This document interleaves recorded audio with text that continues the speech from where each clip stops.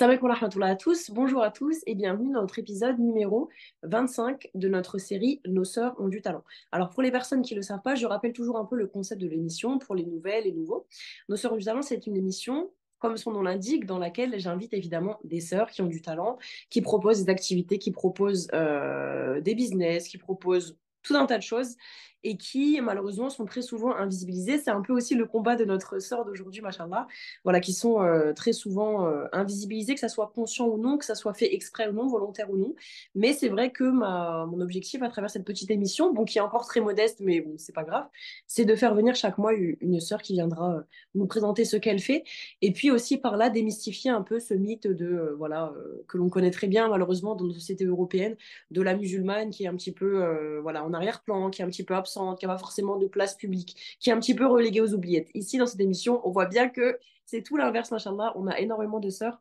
Ah, on a énormément de sœurs qui, au contraire, eh bien, vont de l'avant, prennent les choses en main. Elles sont businessmen, elles sont ingénieurs. Il y en a qui sont même chefs de leur propre entreprise. Donc voilà, entrepreneuses, etc. Et aujourd'hui, on va accueillir du coup notre prochaine sœur qui s'appelle Jienne du compte Femmes de Savoir. Bismillah. Salam Salam alaikum. alaikum, Jienne. Wa alaikum salam wa rahmatullah. Bienvenue sur l'émission Le Sœurs du Talent. Merci de m'avoir invité. Avec grand plaisir. Alors, est-ce que tu peux, dans un temps assez bref, commencer à te présenter? Et puis ensuite, comme je dis à chaque fois, tout au long de l'émission, bah, je te poserai des questions plus précises. Alors moi c'est Jihen, hein. Je suis mariée, j'ai trois enfants. Je suis diplômée en histoire. J'ai un master 2 en histoire que j'ai obtenu à la Sorbonne à Paris. Et donc après mes études, j'ai écrit un livre Femmes savantes de l'islam qui reprenait mes deux mémoires Ok, sur lesquels j'avais travaillé. Et après, 3 ans plus tard, j'ai publié Héroïne oubliée, mon deuxième livre. Et depuis mes études, ça va faire maintenant plus de 15 ans que je reste dans la recherche sur l'histoire des femmes en islam. ok. Est-ce que Diane, tu peux nous dire un peu comment tu es venue à cette activité? C'est-à-dire, est-ce que ça t'a toujours marqué le fait de, bah, voilà, de parler des femmes savantes à travers l'histoire?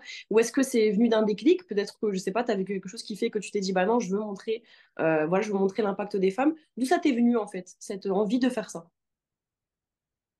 Alors moi, en fait, j'ai toujours été passionnée par l'histoire, Ouais, ce qui explique mon choix d'études. Et quand il a fallu choisir ma spécialité en master, je me suis naturellement dirigée vers l'histoire de ce qu'on appelle l'islam médiéval, c'est-à-dire que ça englobe les premiers siècles les premiers siècles de l'islam jusqu'à environ le 15e siècle. ok, Et pour mon mémoire de recherche, donc je me suis focus sur les femmes savantes de l'islam. Et parce que c'est vraiment l'histoire des femmes, c'était quelque chose que je voulais vraiment approfondir, sur lesquels j'avais absolument aucune connaissance. À mon époque, il y avait vraiment presque pas de livres abordables et accessibles, en tout cas sur le sujet de l'histoire des femmes de manière générale. Et ok. c'est ce qui m'a poussée en fait à faire ce mémoire. Ok. Et donc, du coup, maintenant, tu es encore dans la recherche? Là, je suis toujours dans la recherche de manière indépendante, c'est-à-dire que je ne suis affiliée à aucune université, aucun institut. Ok, Je suis à mon compte. ok. Et du coup, si on peut résumer un peu ton métier, parce que c'est un peu difficile actuellement, c'est quoi en gros? On a compris hein, ce que tu faisais, mais comment on peut le résumer Là, avec un là, exemple? je me définis artiste, auteur, donc, comme on Ouais, est ok, dans d'accord. par l'URSSAF.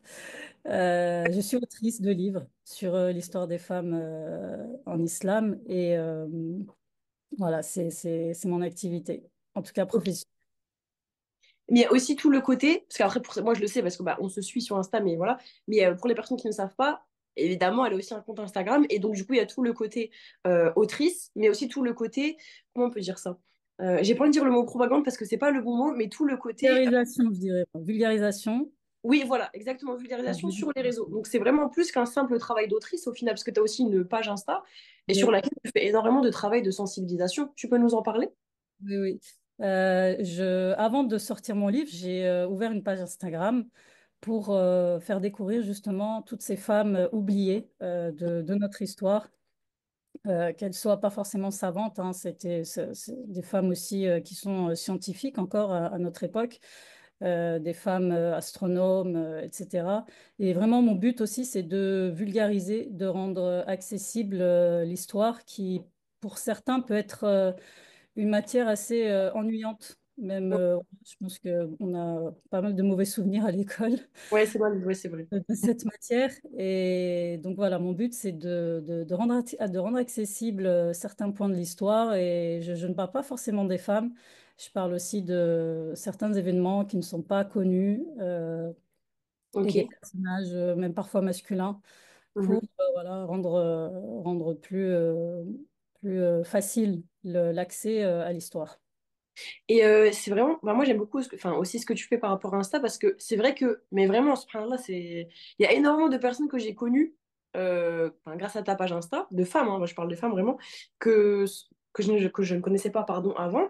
Et je me suis dit en les connaissant, c'est aussi ce qui m'a donné aussi envie de faire ma playlist Femmes d'Islam sur YouTube, c'est que je me suis dit, mais comment ça se fait qu'on ne nous a jamais parlé alors qu'elles ont un apport de fou? Enfin, c'est pas normal. Et tu vois, on sait que c'est pas normal, mais je me suis questionnée, est-ce que il y a des enjeux derrière. Est-ce que c'est volontaire? Est-ce qu'il y a une vraie volonté de d'effacer? Est-ce que c'est quoi le comment tu perçois ça toi maintenant avec le recul que tu as, je pense, par rapport à ça? Comment tu comprends en fait cet oubli, qu'il soit volontaire ou non, ben, très souvent du côté féminin au niveau du patrimoine. Alors déjà, je tiens à dire que cet oubli, entre guillemets, des grandes femmes de l'histoire, c'est quelque chose de général qui est Ouais, aussi constaté du côté des non-musulmans. ouais, c'est vrai. Je suis allée à Cultura la semaine dernière et vraiment, il n'y avait vraiment pas beaucoup de livres sur l'histoire des femmes européennes. On pouvait les compter sur les doigts d'une main. Donc, c'est un phénomène qui est général. Mhm, Je dirais d'abord parce qu'il y a un manque d'intérêt pour l'histoire, mhm, qui, comme je le disais, perçu comme quelque chose d'ennuyant. Et voilà, on n'a pas forcément le temps d'aller lire des livres pour s'instruire. Et mhm. deuxième chose, c'est que bah, pendant longtemps, l'histoire, elle a été écrite par les hommes. Ouais, Et on va dire que de manière inconsciente, d'abord, ils n'ont pas forcément pensé à inclure les femmes dans cette histoire. Il y a aussi un côté, on va dire, volontaire de ne pas avoir fait l'effort de mettre en avant certaines femmes parce qu'elles ne coïncidaient pas avec leur vision de la femme. De manière générale, hein. C'est vraiment quelque chose que j'ai remarqué aussi chez les non-musulmans et que certaines chercheuses ont remarqué. Cette idée de la femme, voilà, au foyer, qui doit être mère au foyer, qui doit s'occuper de son mari, de ses enfants, de sa maison. Et c'est une idée, en fait, qui est apparue vers le 19e siècle en Europe et qui a été diffusée, en fait, dans le monde entier, notamment à travers la colonisation, puisque mhm. on a imposé dans les programmes scolaires dans les pays colonisés, on a imposé des matières comme l'économie domestique aux jeunes filles, Ok, euh, c'est-à-dire c'est la science du ménage. Euh, ok, des matières comme ça que les garçons n'étudiaient pas. Donc on a vraiment voilà, distingué le savoir transmis aux filles et le savoir qui était transmis aux garçons. Et Et malheureusement, chez les musulmans, en fait, c'est quelque chose qui perdure encore jusqu'à aujourd'hui et qui fait qu'on va, voilà, on va pas parler de certaines figures qui vont pas correspondre à cette vision-là. Je oui. notamment aux femmes guerrières, par exemple, aux femmes, Mhm. les sultanes, les grandes reines, les princesses qui ont joué un rôle très important au niveau politique. Ouais, du coup, ouais. Tout ça, il y a plusieurs facteurs, hein, bien sûr, mais ça peut s'expliquer comme ça. D'accord. Mais même si on reste dans le côté très orthodoxe, parce que tu sais, tu dis ça correspondait pas à leur vision, etc. Même si on reste dans un côté très orthodoxe, vraiment classico-classique, euh, moi, il n'y a pas très longtemps non plus, grâce à ton compte, alhamdoulilah, j'ai appris que c'était toi, hein, je crois qu'elle fait un peu sur ça, j'ai appris que je crois les imams des quatre grandes écoles avaient été, enfin, avaient reçu comme enseignants des femmes, il me semble que c'est toi qui as partagé ça. Et ça, c'est classico-classique. Enfin, il y a rien de... C'est orthodoxe, tu vois, c'est pas un truc de fou. Et pourtant, je l'ai appris très récemment et je peux parier que beaucoup de mes sœurs ne le savaient pas non plus. Sœurs et frères, tu vois. Oui, Donc, oui, exactement. D'ailleurs, j'ai remarqué que c'est très rare. Je pense même qu'il n'y a pas un savant du passé qui n'a pas eu une femme, au moins une femme parmi ses enseignants. euh, C'est vraiment, c'était quelque chose de normal, d'aller étudier auprès d'une femme, même de voyager de très très loin pour aller étudier auprès d'une femme. C'était quelque chose de totalement normal. Et ils la citent, quand ils font la liste de leurs enseignants, voilà, on voit une liste de noms de femmes. Il y en a même un qui dit avoir étudié auprès de 400 femmes. 400, on ne se rend pas compte, c'est énorme.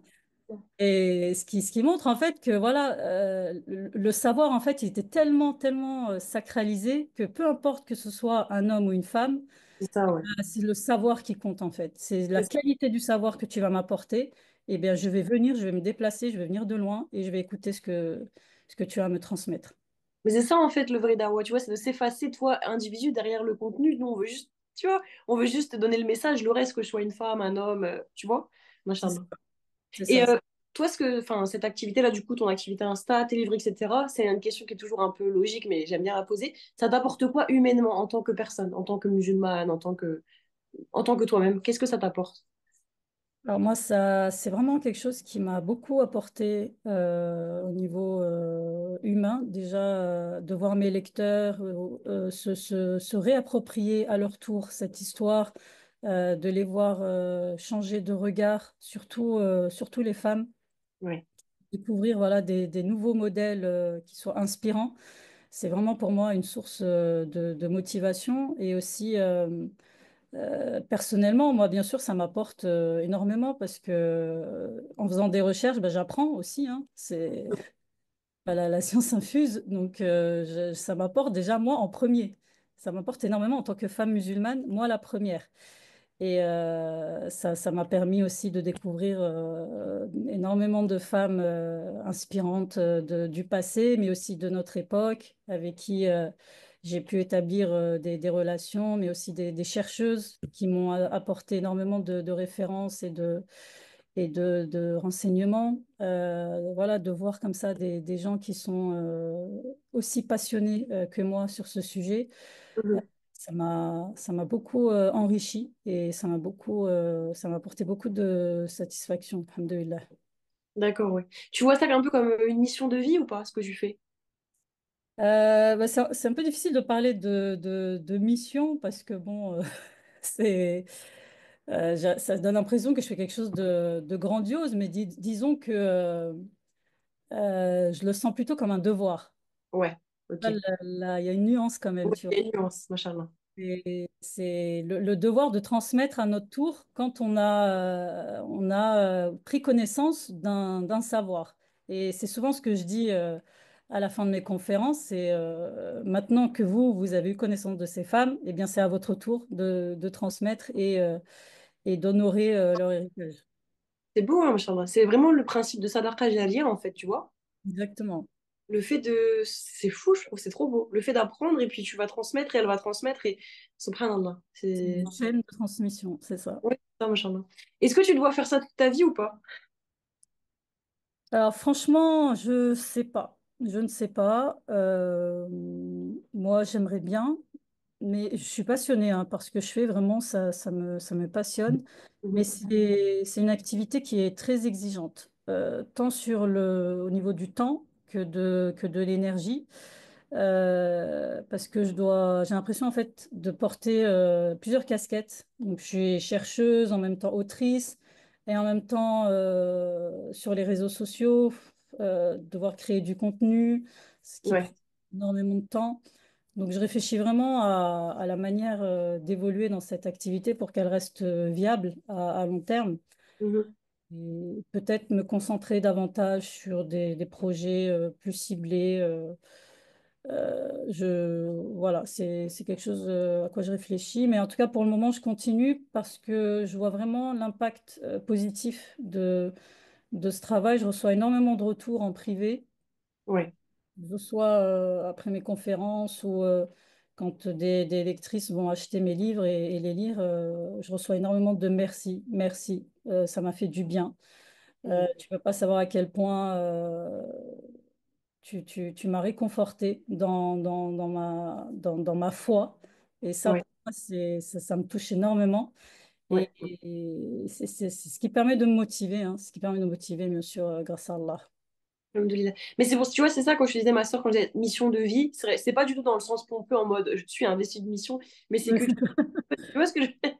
Mais il y a des oui, choses, moi, je trouve il y a des choses, je sais pas comment te dire, enfin, je pense que tu le vis aussi.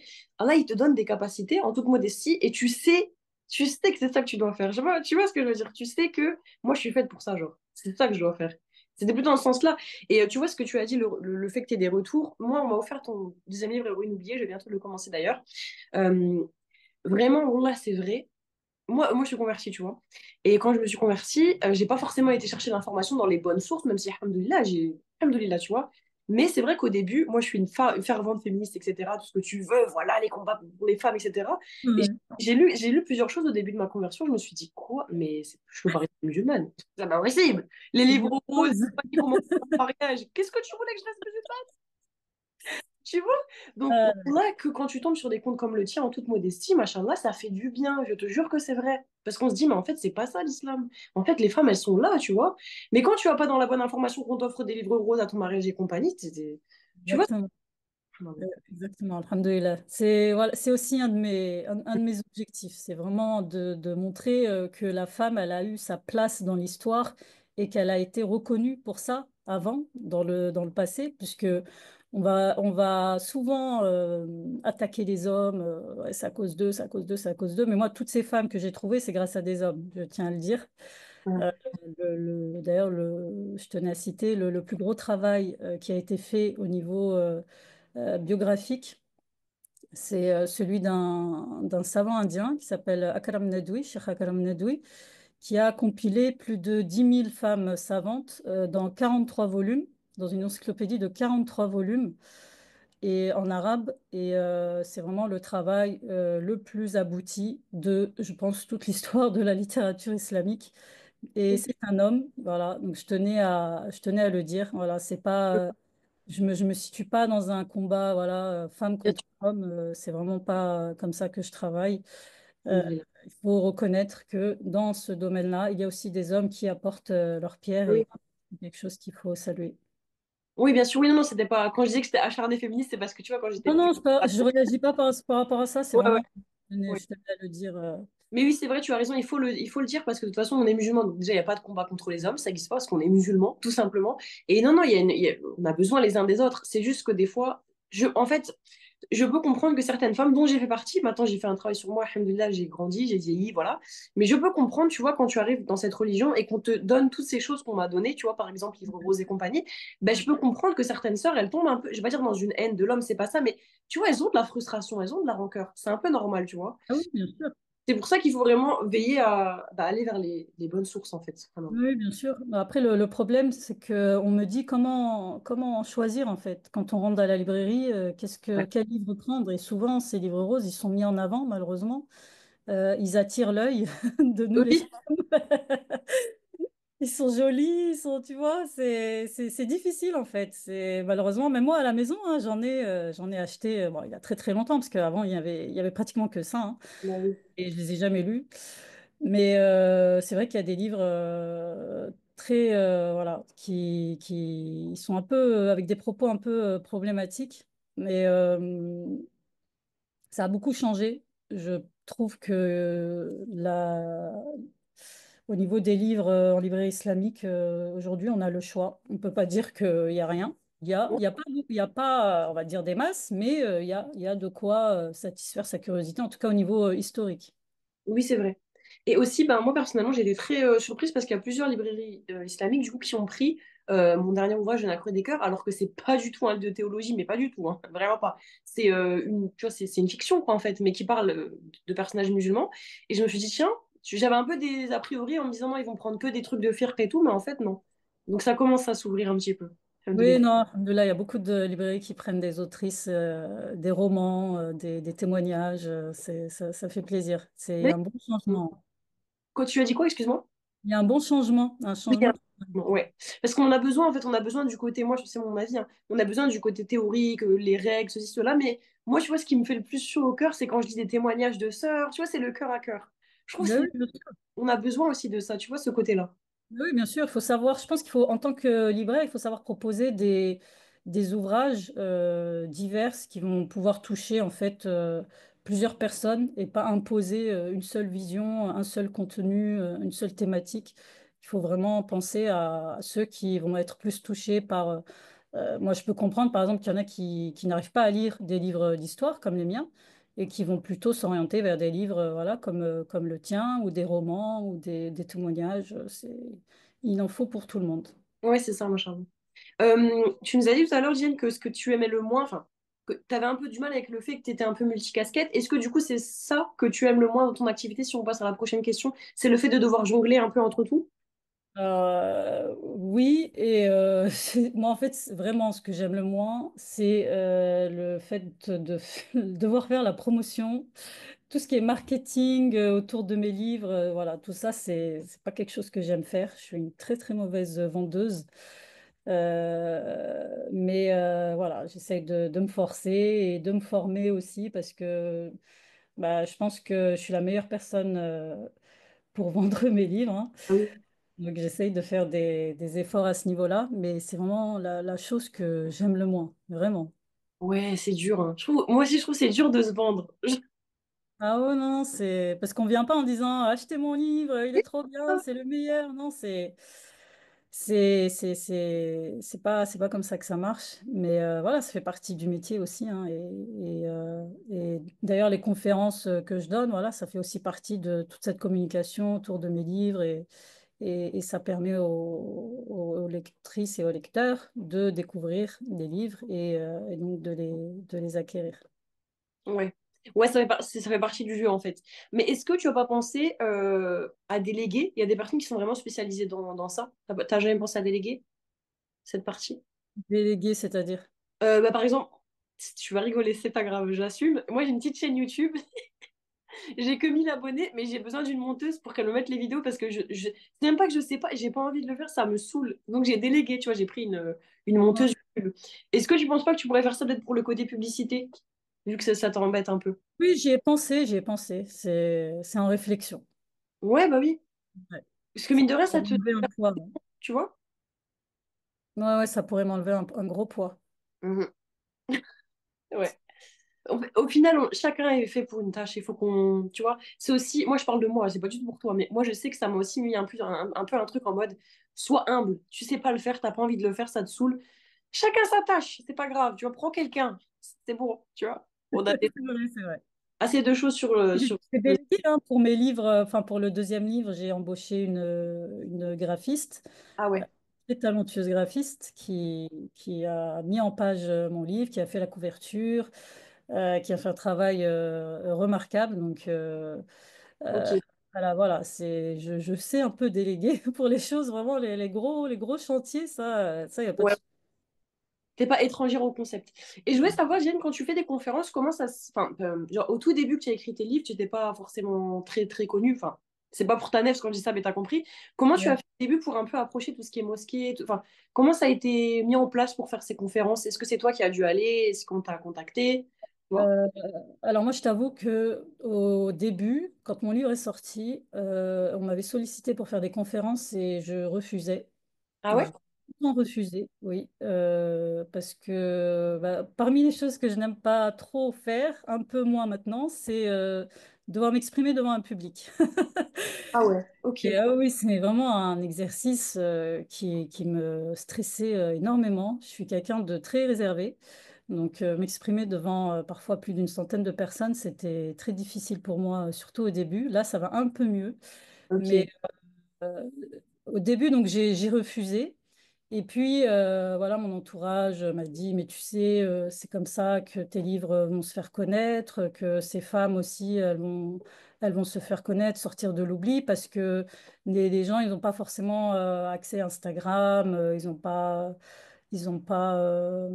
envie aussi de lire, hein, faut se Ouais. l'avouer. Donc, il a fallu que je fasse cet effort sur moi-même pour, pour aller faire des conférences. Et ce n'est pas moi, en fait, qui sollicite les mosquées ou les associations, c'est plutôt eux qui viennent vers moi. Euh, D'accord.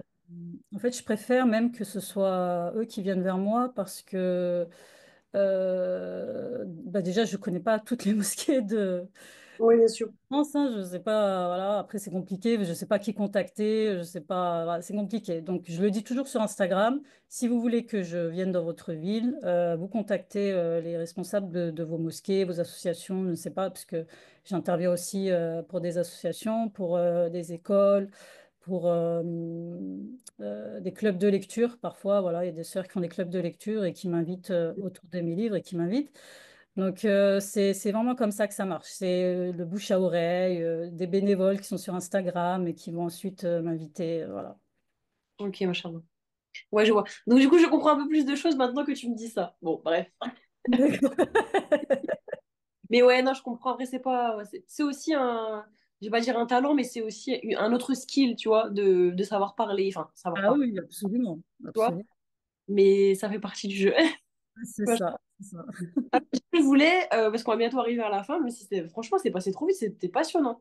Mais je voulais savoir, est-ce que tu aurais des conseils à donner aux personnes qui aimeraient se lancer dans l'écriture ou qui aimeraient avoir un peu le même parcours que toi, c'est-à-dire, voilà, se lancer sur un sujet qui les passionne, mais elles ne savent pas par où commencer, elles ont peur des on-dit, blablabla. Bla, bla, bla. Qu'est-ce que tu pourrais leur dire en termes de conseils? D'abord, vraiment, lancez-vous.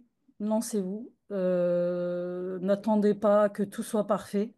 Ce sera jamais parfait. Il n'y aura jamais un moment idéal pour se lancer dans quoi que ce soit. Oui, c'est Et vrai. soyez rigoureux dans vos recherches, vraiment, parce que il faut pas croire, mais le public, il peut très vite repérer un manque de sérieux. Ne pas hésiter aussi à déléguer, comme tu disais. J'ai oublié aussi la correctrice, celle qui corrige le livre. Mhm. Tout ce qui est faute d'orthographe, formulation, tout ça, c'est très très important de se faire corriger par une professionnelle ou un professionnel. Voilà, il faut aussi prendre le temps de se former, ne pas négliger l'aspect formation parce que on veut tous écrire, mais on n'a pas forcément la méthode et comment dire, les outils pour pouvoir Ouais, écrire correctement. Et ne pas oublier hein, que la communication, c'est vraiment essentiel.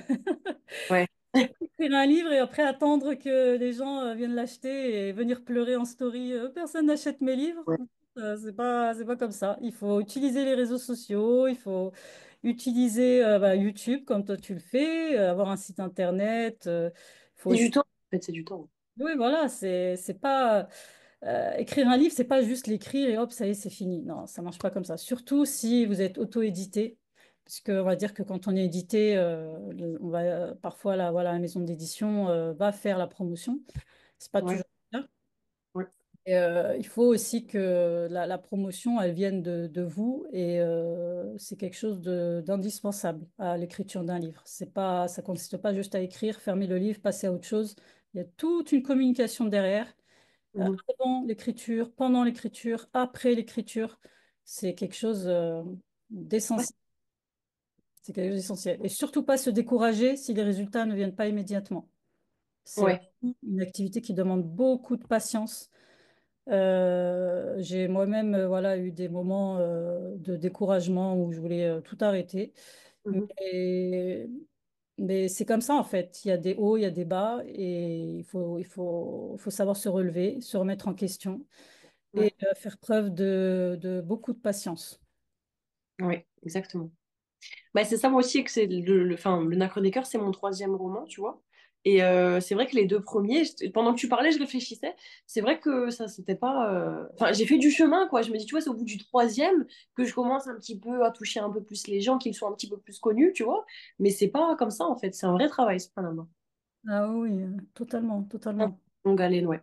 Et c'était pas prévu, mais je voulais te poser une question. Est-ce que tu pourrais nous donner le nom, allez, deux noms de femmes musulmanes, pas oubliées, mais du coup qu'on n'a pas forcément retenues, mais qui, toi, quand tu les as apprises, quand tu es tombé sur ces personnes, tu t'es dit, mais waouh, genre vraiment tes deux, on va dire, femme préférée, savante ou scientifique, peu importe, que tu as vraiment aimé leur parcours, que tu t'es reconnue en elles. Ouais, alors je vais pas être très originale. Pour la première, c'est Aïcha, radhiyallahu anha, l'épouse du prophète À chaque fois. sallallahu. Ouais, tu me dis à chaque fois pourquoi, pardon. Oui, oui, c'est vraiment, en fait, c'est même si je la connaissais avant de faire mes recherches, j'ai découvert encore plus de choses et je me suis rendu compte que c'est vraiment le modèle de la femme savante par excellence, Ouais. vraiment par excellence. C'était vraiment une femme incroyable, malgré son jeune âge. Elle a une vie aussi remplie que même pas, moi, je sais même pas, j'ai même pas fait un dixième de ce qu'elle a fait, machallah Ouais. en termes de son savoir, sa transmission du savoir, mais aussi le respect que lui vouaient tous les gens autour d'elle, toutes les éloges qu'elle a eus. C'est incroyable sur son intelligence, sur sa capacité de mémorisation, sur son éloquence, ses talents de poétesse. Elle avait vraiment, franchement, elle maîtrisait tout. Je dis toujours que aujourd'hui, on l'aurait mis dans la catégorie des, tu sais, des HPI, des hauts potentiels intellectuels, parce que c'était quelqu'un d'absolument incroyable, vraiment incroyable. Machallah. Ouais, que Oui, même si on la et- connaît très bien, même si on la connaît, et c'est souvent le seul nom qu'on me dit quand je demande est-ce que vous connaissez les femmes savantes, eh bien j'en reparle. À chaque fois, j'en parle, parce que bah, c'est Aïcha, quoi. ouais, c'est ton socle, un peu, c'est ta référence un peu à Ah laquelle tu... oui, oui. Ah oui. C'était elle qui était, Radia Loana, qui était décrite comme très curieuse, enfin très vive d'esprit, vraiment la vivacité, qui a tout le temps envie de poser des questions, qui était très vive, etc. Ah C'est bien. mais oui, absolument, c'est elle. Il y a beaucoup de choses qu'on sait grâce à elle, notamment le tout début de la révélation, quand le prophète sallallahu alayhi wa sallam a reçu la révélation dans la grotte de Hira, quand il est rentré chez lui, terrorisé, avec Khadija qui l'a rassuré, qui l'a calmé. Ça, on le sait grâce à Aïcha. On Ok. le- C'est quelque chose qu'on ne sait pas, mais dans Sahih al-Bukhari, le premier hadith, c'est qui est dans le recueil, c'est celui-là, et il est rapporté par Aïcha. Ça veut dire que elle lui posait des questions, elle a cherché à savoir euh, Mhm, comment tu as reçu la révélation, qu'est-ce qui s'est passé, et subhanallah, elle nous a tout retransmis de A à Z. mhm. Machallah. Oui, c'est vrai qu'Aïcha, c'est un peu le nom qu'on cite très très fréquemment, alors qu'il y en a énormément d'autres, mais c'est vrai que c'est un peu... Les musulmans, j'ai l'impression qu'ils aiment beaucoup cette figure-là. Aïcha, c'est très, très sentimental, j'ai l'impression, c'est très symbolique. Référence incontournable. Ouais, voilà, c'est ça. Et du coup, la deuxième? Alors la deuxième, elle s'appelle Karima, Karima Al-Marwazi. Ok. Karim Al-Marwazi, pourquoi? Parce que c'est un nom en fait que l'on doit connaître encore aujourd'hui parce que elle est à l'origine de notre copie du Sahih al-Bukhari.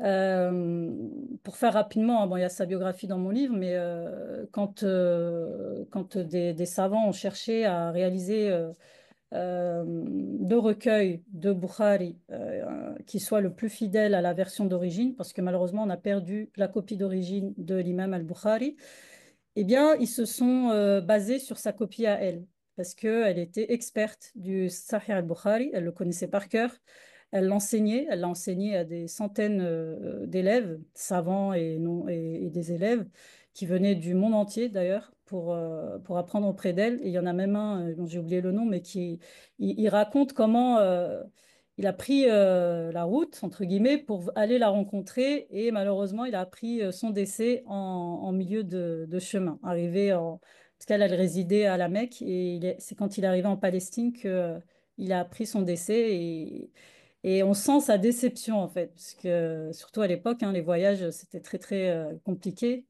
Oui. et d'arriver comme ça presque au but et d'apprendre son décès et il était vraiment très triste. Donc c'était une très grande femme savante. Ok, donc Karima El Marouazi, c'est ça? C'est Marouazia, ouais. Marouazia parce que c'est de la ville de Merou en arabe, Merv en français, qui est au Turkménistan aujourd'hui. Donc Ok, elle n'était pas arabe. ok. C'est aussi Ouais. ça à souligner, tu vois. Souvent, on a un peu cette idée que l'islam appartient un peu aux Arabes, mais c'est aussi ça. Exactement, exactement, exactement. Beaucoup, beaucoup de femmes savantes qui étaient originaires de cette partie de l'Asie et qui ont marqué l'histoire. Vraiment, j'en cite beaucoup d'ailleurs dans mon livre. De Turkménistan, d'Afghanistan, d'Ouzbékistan, toute cette zone-là. C'est une zone où il y a eu vraiment une très très grosse production intellectuelle, Inch'Allah. Et pourquoi celle-ci en particulier? Pourquoi cette femme-là en particulier? Pour son lien avec le recueil des hadiths d'Al-Bukhari, qui est vraiment, c'est la deuxième, c'est le recueil de hadiths le plus authentique pour les sunnites. Et le fait que voilà, on ait fait confiance à une femme et qu'on ait reconnu son savoir et sa rigueur aussi, parce que la science du hadith, c'est vraiment une science qui est très, très, très rigoureuse avec beaucoup de règles. C'est pas n'importe qui vient et qui rapporte des hadiths. Ça marche pas comme ça. C'est même une science qui est unique au monde, avec des règles qui sont très, très strictes. Donc, le fait de se baser sur la copie d'une femme, j'ai trouvé ça magnifique. Ouais, et encore une fois, tu vois, c'est un pied de nez à ce qu'on pourrait entendre actuellement par beaucoup de personnes ignorantes au final, tu vois, tu te dis... En fait, à l'époque, ils n'étaient pas dans ces trucs-là, en train de... Tu vois ce que je veux dire, cette pression-là qui pose un peu sur la femme musulmane par rapport à beaucoup de choses. À l'époque, comme tu l'as dit, le rapporteur s'effaçait derrière le contenu, en fait. Et on s'en C'est fout ça, une fille ou un homme, enfin une femme ou un homme. C'est incroyable. c'est ça, exactement, exactement. Bon, après, voilà, hein, on va rappeler que si les enseignements pouvaient se faire d'homme à femme, de femme à homme, ils se jetaient pas dessus constamment, hein, c'était pas comme ça. C'était voilà, c'était des gens qui savaient se tenir, hein, comme la plupart des musulmans. Mhm. Ah oui. Ok, du coup, on va retenir Aïcha et Karima El Marouazi. Ok. Bah, du coup, l'interview, elle touche à sa fin. Mais je voulais te demander deux choses. Donc, les deux dernières questions. La dernière, c'est le mot de la fin. Qu'est-ce que tu as envie de dire aux personnes qui vont nous écouter? Qu'est-ce que tu as envie de dire? Et ensuite, on passera à la spéciale Nos sorts ont du talent. Donc, le mot de la fin, je te le laisse, Diane. Ok, alors moi je voudrais d'abord m'adresser aux femmes et leur dire de ne pas se baser sur les réseaux sociaux pour se faire une idée des hommes ou des relations hommes-femmes. Il faut vraiment retenir qu'on est des partenaires dans la vie, comme le rappelle le Coran d'ailleurs. Mhm. Et malheureusement, en fait, on a une toute petite minorité qui est très bruyante sur les réseaux sociaux, mais il faut se rappeler que ça reste une très petite minorité.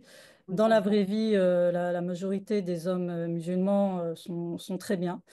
Ils sont voilà, des soutiens derrière leurs femmes, leurs sœurs, leurs mères, etc., leurs filles.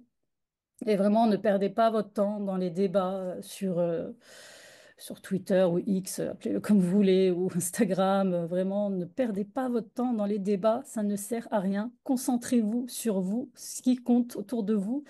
Instruisez-vous, lisez, allez au bout de vos rêves, de vos ambitions. Vous avez un rôle à jouer dans la société et ce rôle commence par la confiance en vous et la poursuite de vos rêves. waouh, quel beau message! Se sentir légitime, en fait, tout simplement. Oui, aussi, oui, oui. Ne pas attendre que d'autres viennent vous dire que vous êtes légitime aussi. Ouais, valide. Si Allah nous a mis là, c'est que ce prendre-là, on est légitime de l'être. Alors, la prochaine question, je sais pas si tu as pris un peu connaissance de ce que c'était. Oui, oui. Alors, donc je réexplique pour les personnes qui sont, de toute façon, je vais l'expliquer, pour les personnes qui ne connaissent pas. Donc, la spéciale Notion du talent, c'est une question que je pose à la fin de chaque émission à chaque sœur qui est venue le jour J pour lui demander de nous donner le nom d'un conte de sœurs musulmanes, parce que cette émission est destinée à mes sœurs, qui l'a inspiré sur Instagram, parce que l'émission se fait sur Instagram. Et voilà. Et ça sert à quoi de faire ça? Bah, ça sert déjà à se donner du soutien, de la visibilité entre nous, parce que vous savez que c'est un peu compliqué aussi à ce niveau-là. Et puis peut-être que cette sœur-là, Inch'Allah, viendra sur l'émission prochaine et elle nous donnera le nom d'une autre qui viendra. Et c'est un peu cette chaîne, un petit peu de la sororité, je l'appelle comme ça, qui fait qu'au final, ben, certes, on fait l'émission, mais on pense toujours à sa sœur qu'on aime, dont le conte nous parle, qu'on aimerait bien, elle aussi, voir, tu vois, briller un peu plus, ce genre de choses. Donc, à qui est-ce que tu avais pensé, Diane, pour notre émission du jour? Ah, d'abord, je tenais à dire que c'était un très beau concept que tu as mis en place. C'est vraiment très, très bien pensé, machallah, bravo.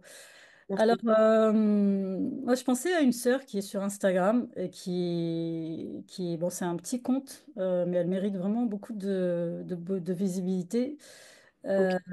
C'est le compte Qalamoun. Qalamoun. Donc, en fait, pourquoi? Parce que c'est un compte qui est orienté vraiment lecture et livres. Et voilà, dans un monde où on a vraiment perdu ce côté-là de la lecture et de l'enrichissement, l'instruction à travers les livres, Ok. euh, je trouve qu'il est très, très important de revenir à ça. Surtout qu'on était, voilà, la communauté de Iqra, hein, la communauté, les musulmans sont ceux qui ont produit le plus de livres à travers l'histoire. Ouais. Malheureusement, bon, je ne sais pas aujourd'hui au niveau des chiffres ce que ça donne, mais il y a l'intérêt a baissé en tout cas. Et donc, je trouve que cette sœur, elle fait un travail remarquable parce que elle est là tous les mois, elle a un programme, tous les mois, il y a un livre qui est lu en commun et ensuite elle prépare un exposé, elle relance les sœurs, elle relance les lectrices, elle fait, voilà, je trouve que c'est un travail très important qu'elle fait et elle mériterait beaucoup plus de visibilité. Ok. C'est avec un Q, Q-A-L-A-M-O-U-N, c'est ça? Kalam2on. M2O. Ok. Et c'est des ouvrages uniquement religieux ou c'est tout type d'ouvrage? Non, c'est tout type d'ouvrage, tout type Ah, d'ouvrage. intéressant. Ok, Khalamoun. Donc, bah, du coup, on s'engage à la fin de l'émission, Inch'Allah, à lui faire un petit peu de publicité. Moi, je vais en parler en story, etc. On s'engage à voilà, lui faire un petit peu de publicité, à lui proposer pourquoi pas de venir sur l'émission. Et puis, nous, on va se quitter sur ces belles paroles. Je voulais encore une fois te remercier. Je sais que c'est un petit peu harcelé, c'est pas harcelé, mais ce que je voulais vraiment que tu viennes sur l'émission parce que j'aime beaucoup ton compte et je trouve que vraiment, en toute modestie, hein, on a vraiment besoin de, voilà, on a besoin de comptes comme ça qui sont un peu des safe places pour nous, qui, tu vois, qui nous rappellent un peu notre histoire sans que ce soit forcément, comme tu as dit au début d'émission, ennuyant. Tu vois, Oui, je trouve que c'est vraiment un conte dans lequel il y a de l'émulation intellectuelle. Vraiment, ce côté, on est poussé activement, on est poussé à être actif intellectuellement quand on vient sur ton compte et on n'est jamais déçu, vraiment. Donc, je oui, voulais alhamdoulilah, ça fait plaisir. Alhamdoulilah. donc merci d'avoir accepté l'invitation après de moult rebondissements. Alhamdulillah. Alhamdoulilah, c'est fait. Ouais, Inch'Allah. Bon, ben, je vous souhaite une très bonne fin de journée et on se dit au mois prochain pour l'épisode 26 de Nos Sœurs du Talent. Salam! Merci, salam alaikum.